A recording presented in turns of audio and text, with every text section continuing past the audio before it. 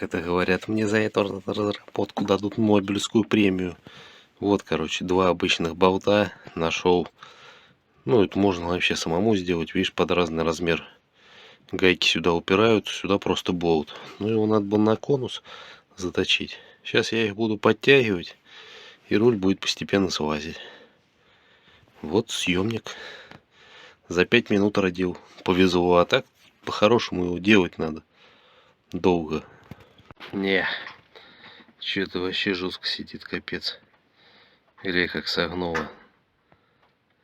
Походу, нифига не выкручивается, а только это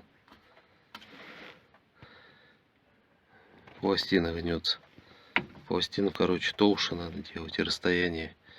Ну, не прорезь, она ослабила металл, а дырку просто. Да, блядь, у нас все просто не бывает. Русский не сдается. Заебал я этот руль. И руль решил сдаться, блядь, сказал. Нахуй, блядь, заебет, ведь не отъебется от меня. Ну вот, эта часть согнулась. Потому что прорезь слабая. Короче, не рекомендую делать так. Ну, слабее. Ну, если толще металл, может быть, тогда будет лучше. Надо просто по дырочкам, дырочки. Ну, как дырочки. Две дырки, блядь. Надо другой съемник. Ставишь другие две дырки. Так прорезь не пойдет. Все, снял. Теперь смажу рулевую колонку. О, как на Феррари, блядь, снимается. Тут должны стоять подшипники. Свистит, зараза. Может, там в карданчике. Сейчас, кстати, не свистит. Но летом свистело. Это просто, ну, это не передать. Вот, это как к стоматологу. Дома болит, к стоматологу приходишь, уже ничего не болит. Вот я разобрал. Вот, кстати, как переключатель стоит. GCP. Через наждачную бумагу, чтобы это не скользил. И вот здесь надо эту резьбу смазывать таким клеем специальным. Откручивается, зараза, от вибрации. Вот, походу, подшипник вот здесь стоит на валу. Он ничего не болтается. Вот. И крестовина вот здесь. И все, больше тут ничего нет. Может, еще где-то здесь, с той стороны, может. Еще подшипник, по идее, должен быть здесь подшипник и в конце. Вот я хуй знаю, что делать мне. Подшипники закрытые. Че, блядь? Это вот эту рулевую здесь вытаскивать, выбивать, что ли? Столько мороки, блядь. Дрожжовый русский. Скрыл я, короче, этот пыльник. Вроде его даже не повредил. Вот такой тонкой отверточкой. Советская, блядь. Это чудо изобретения. Ну, уже, правда, маленько потерял я от нее. Вообще чудо. Здесь, по идее, внутри вот этой отвертки такие насадки лежат. Штуки 3. Вот до самого, до сюда, на пустоте. Здесь колпачок закручивается. Ну, дал я своим рабочим потаскать ее. Ну, в общем, затаскали они. Вот. От кого нам не досталось, не знаю. А, нет, там есть. Вру. Они только верхнюю красивую часть затаскали такую. А вот это есть. Ну, в общем, это, она хорошая, металл хороший. Ну, гнется, но не ломается. Ну, конечно, всему есть предел на ощущение. И, в общем, сейчас сюда я масло налью. И пусть она туда протекает. Вот, а в конце сюда литого натолкаю. Я там специальный шприц такой купил на Вайберис. Надо его испытать. Тяжелые места такие. Вот подшипники смазывать там.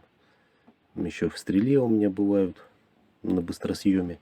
Короче, поленился сделать смазывающиеся втулки. Да там 35-й металл, когда он сносится. Сносился, там, блядь, зазор по 2 миллиметра с каждой стороны. И в жару начинает свистеть.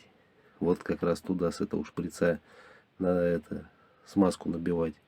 Ну, я делаю как, беру грязную перчатку, где-нибудь собираю этот литол по трактору, там слезет который.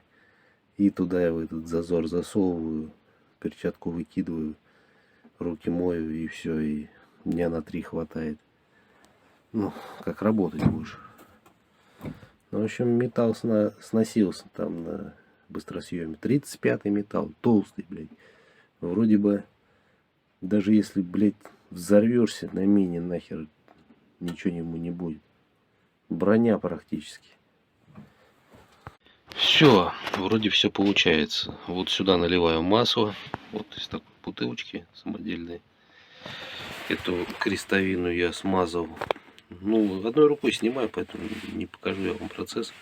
Вот так ставишь. Ну, это представим, что это вот это на крестовину. И заводишь трактор и вращаешь. Вращаешь, вращаешь. Вот в эту щель она заливается. Там много масла залилось. Я думаю, там, если даже что-то есть, она смазалась. Здесь вот она не проходит, масло.